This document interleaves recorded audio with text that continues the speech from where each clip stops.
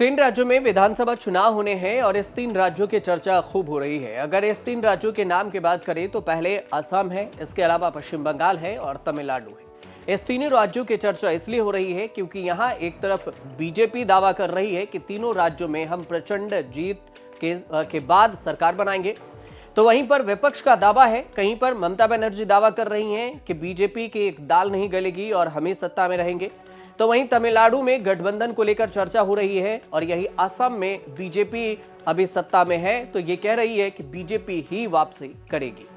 तो ऐसे में सर्वे आ रहे हैं और इस सर्वे को लेकर कई सारी चर्चाएं हो रही है। इसमें ये इस बात का भी जिक्र है कि किसे कितने % वोट मिल सकते हैं।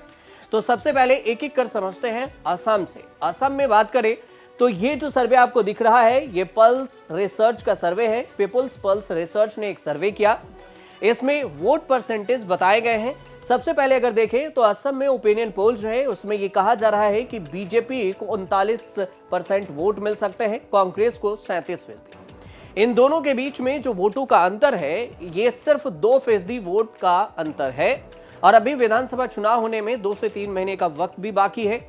ऐसे में इस 2% वोट को अगर कांग्रेस अपनी तरफ से शिफ्ट कर पाती है तो हो सकता है कि सत्ता कांग्रेस के हाथों में चला जाए और अगर ऐसा नहीं होता है तो बीजेपी सत्ता में यहां काबिज रह सकती है। अभी वर्तमान में अगर बात करें तो असम में हिमंत बिस्व शर्मा जो बीजेपी के सीएम हैं और यही अभी हमलावर भी हैं कांग्रेस पर, और कांग्रेस की तरफ से जो गौरव गोगोई हैं वो असम सरकार पर हमलावर हैं।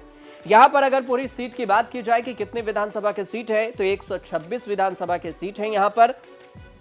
इसमें 79 सीट हैं जो एनडीए बीजेपी गठबंधन वाली जो पार्टी है उसके हैं और विपक्ष के 47 सीट हैं, 13 अन्य हैं और इसके अलावा एक निर्दलीय है। अब इस हिसाब से सीट की बात हमने आपको कर ली। अब सीट भी बताते हैं कि आखिर असम में जो ये सर्वे आया है पीपुल्स पल्स रिसर्च का, उसमें क्या कुछ कहा जा रहा है सीट को लेकर। अब अगर सीट की बात करें तो पीपुल्स पल्स ने जो रिसर्च किया है और ये ओपिनियन पोल जारी किया उसमें ये बताया गया है कि बीजेपी को 69 से 74 सीटें मिल सकती है, कांग्रेस को 25 से 29 सीटें और असम गण परिषद को 8 से 11 सीटें मिल सकती है। इसके अलावा बोडोलैंड पीपुल्स फ्रंट पार्टी है उसे 8 से 10 सीट मिलने की बात हुई है। कुल सीटें 126 है, बहुमत का आंकड़ा 64 है। ये पीपुल्स पल्स रिसर्च का ओपिनियन पोल है, ये असम को लेकर बता रहा है।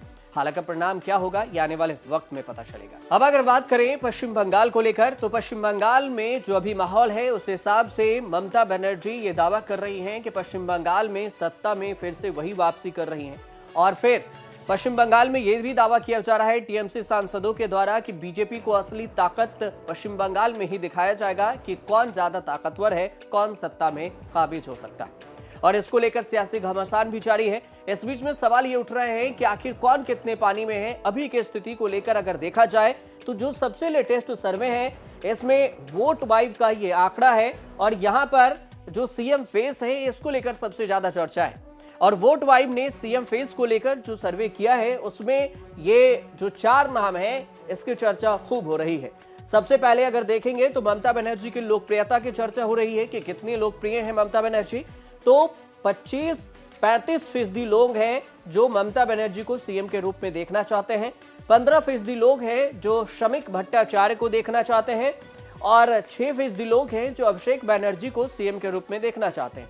इसके अलावा 21% लोग हैं जो शुभेंदु अधिकारी बीजेपी से हैं, इनको सीएम के रूप में देखना चाहते हैं। अगर आप इसके अंतर को देखेंगे तो सबसे नंबर 1 पर ममता बनर्जी ही दिख रही हैं। ममता बनर्जी की लोकप्रियता अब भी पश्चिम बंगाल में बहुत ज्यादा है वोट वाइब के सर्वे के अनुसार से। इस वोट वाइब के सर्वे में एक सवाल यह भी पूछा गया कि आप वोट किसे करेंगे। जैसे सवाल है कि नई सरकार के लिए किसे वोट देंगे, तो ये जनता से सवाल था वोट वाइब ने जो सर्वे किया उसमें।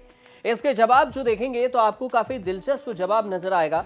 यहाँ पर 40% जो लोग हैं टीएमसी के सपोर्ट में वोट करते नजर आ रहे हैं, जो सर्वे बता रहा है, और इसमें 31% बीजेपी के सपोर्ट में जो लोग हैं वो वोट करते हुए नजर आ रहे हैं और 7% हैं वो ये कह रहे हैं कि हम कांग्रेस या लेफ्ट का अगर गठबंधन होता है तो इन दोनों को हम वोट करेंगे। अगर इसमें अगर आंकड़े में देखेंगे, परसेंटेज में अगर देखा जाए तो यहाँ टीएमसी इसमें भी नंबर 1 है, यानी टीएमसी लोगों के बीच में पहली पसंद है और लोग, पश्चिम बंगाल के लोग भी ये चाह रहे हैं कि हम पहले टीएमसी को वोट करें और पहले नंबर की पार्टी टीएमसी ही है उनके लिए, दूसरे नंबर पर बीजेपी जरूर है। तो इससे कहा जा सकता है कि बीजेपी ने बढ़त जरूर बनाई है। कांग्रेस के लिए बहुत ही कम लोग हैं, 7% लोग हैं जो कांग्रेस को कह रहे हैं कि हम वोट करेंगे। अब एक सवाल और जो आपके मन में उठ रहा होगा, वो सवाल ये कि ममता बनर्जी को लोग इतने चाह रहे हैं और टीएमसी को इतने पसंद किया जा रहा है अगर पश्चिम बंगाल में, तो ममता बनर्जी का काम कैसा है? ममता बनर्जी पश्चिम बंगाल के लोगों के बीच में अपने काम को किस तरह से रखी हैं, और इसी को लेकर वोट वाइब ने जो सर्वे किया उसमें सवाल यह था कि ममता सरकार ने कैसा काम किया है। तो इसके जवाब में जो लोग हैं वो ये कह रहे हैं कि 38% लोग कह रहे हैं कि अच्छा काम की है ममता बनर्जी, और 15% लोग कह रहे हैं कि एवरेज है, औसत है, ना अच्छा है ना बुरा कह सकते हैं। ये 15% लोगों के अपने मानने। इसके अलावा 14% लोग हैं जो ये कह रहे हैं कि खराब काम की है ममता बनर्जी, जैसा करना चाहिए था वैसा ममता बनर्जी काम नहीं कर सकी। तो अगर इस आंकड़े को देखेंगे तो इसमें भी पॉजिटिव पॉइंट ये है कि 38% लोग ममता बनर्जी के साथ खड़े हैं। अब ऐसे में अगर देखा जाए तो ममता बनर्जी और बीजेपी के बीच में अगर 2021 के विधानसभा चुनाव को देखेंगे, थोड़ा सा परिणाम को देखा जाए तो यहां पर कुल 294 विधानसभा की सीटें हैं और 294 विधानसभा सीटों में से 2021 में टीएमसी को 213 सीटें मिली थी और बीजेपी ने 70 से ज्यादा सीटें जीती थी। इसके अलावा बीजेपी 2 साल बाद जब लोकसभा चुनाव हुए 2024 में, तो भी अपने जो सीट है बढ़त में बरकरार नहीं रख पाई। यहां पर पश्चिम बंगाल में ममता बनर्जी ने लोकसभा में भी जो 42 लोकसभा की सीटें हैं उसमें ममता बनर्जी ने बढ़त बना ले और दूसरे नंबर पर बीजेपी रही, तीसरे नंबर पर एक सीट सिर्फ कांग्रेस को मिला है। तो ये जो आपको सर्वे दिखाए गए हैं ये पश्चिम बंगाल विधानसभा चुनाव को लेकर, हालांकि परिणाम जब यहां पर चुनाव हो गया, वोटिंग होगी और उसके बाद जो परिणाम आएंगे उसके बाद पता चलेगा कि कौन कितने पानी में है। अब अगर बात करते हैं जो तीसरे राज्य की, हमने आपको बताया था कि 3 राज्यों के सर्वे हम आपको इस वीडियो में बताएंगे, तो तीसरा राज्य है तमिलनाडु। तमिलनाडु की अगर बात की जाए तो यहाँ पर सबसे पहला सवाल ये उठ रहा होगा, यहाँ आपको गठबंधन के बारे में आपको बता दें पहले, यहाँ पर जो 3 मोर्चा है उसमें सबसे पहले एमके स्टालिन है और इसके साथ कांग्रेस की जो गठबंधन की बात हो रही है, फिलहाल तो इस पर नाराजगी है और गठबंधन पर खींचतान नोकझोंक दोनों के बीच में चल रहा है। तो पहला गठबंधन आप इसे मान लीजिए। अब गठबंधन पर फाइनल मुहर तब लगेगी और जब दोनों के बीच में सहमति होगी, लेकिन फिलहाल एमके स्टालिन और कांग्रेस को एक मान लिया जाए तो इस हिसाब से देखा जाए। और दूसरा गठबंधन जो टीवीके के विजय थलापति हैं, ये थलापति विजय की पार्टी है, टीवीके पहली बार चुनावी मैदान में उतरे हैं। तो दूसरा गठबंधन में अगर देखें तो इनका किसी के साथ गठबंधन नहीं है। और तो जो तीसरा है वो है के पलानी स्वामी का।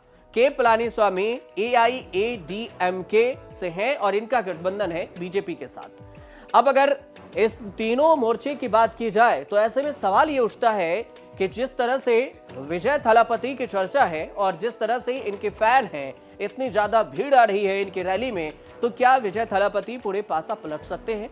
अगर ये सवाल आपके मन में भी उठ रहा होगा तो ये सर्वे को समझ लीजिए कि किसके पक्ष में कितना वोट जाता हुआ दिख रहा है। ये जो सर्वे आप देखेंगे तो आईपीडीएस का ये सर्वे है और इसमें ये बताया गया है सीएम फेस को लेकर। तो देखिए कहा है कि किसे सीएम चुनेंगे, तो इसमें पहले नंबर पर है एमके स्टालिन जो डीएमके से हैं, जो कांग्रेस के गठबंधन से हैं।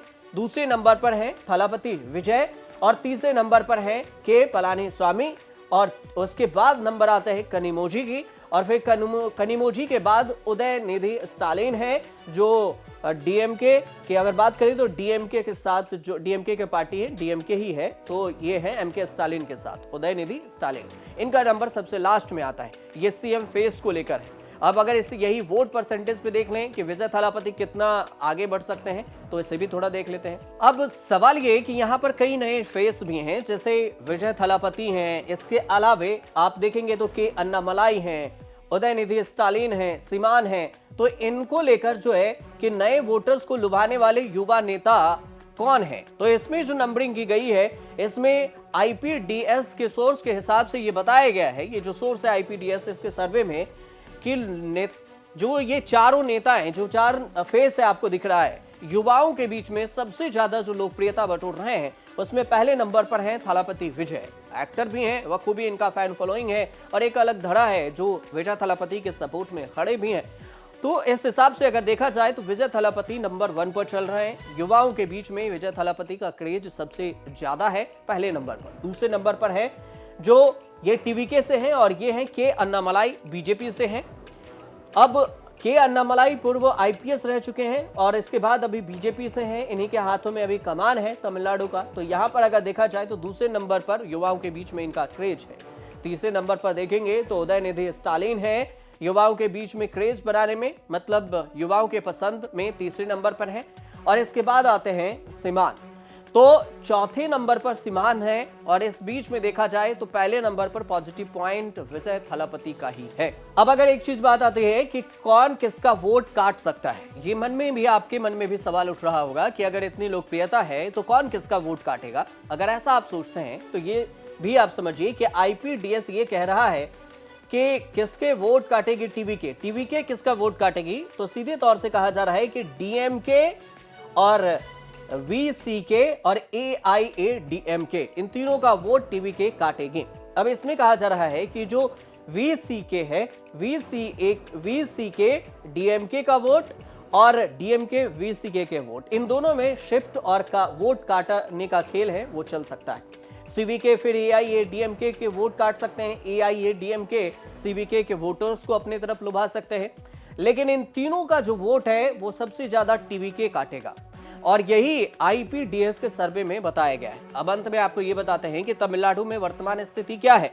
तो यहाँ पर 234 यहाँ विधानसभा की सीटें हैं, कुल सीटें हैं, और इसमें अप्रैल या मई में यहाँ पर विधानसभा के चुनाव हो सकते हैं। डीएमके जो अभी सत्ता में है, जो एमके स्टालिन है, वो सीएम है। यहाँ पर 234 में से 159 सीट जीतकर राज्य में डीएमके सत्ता में भी बैठी है। अब इस हिसाब से अगर देखा जाए तो डीएमके फिर से वापस करेगी या फिर नहीं, तो ये गठबंधन पर भी रार है, कौन कितने सीटों पर चुनाव लड़ेगा, इन सारी चीजों पर चर्चा होगी और इस पर कुछ विस्तार से डिटेल्स आएगा तो हम आपको जरूर बताएंगे। फिलहाल इस तीनों सर्वे को लेकर अगर आपकी कोई राय हो तो कमेंट बॉक्स में हमें जरूर बताइए और अच्छे लगे हो वीडियो तो शेयर कीजिए और देखते रहिए न्यूज़ तक।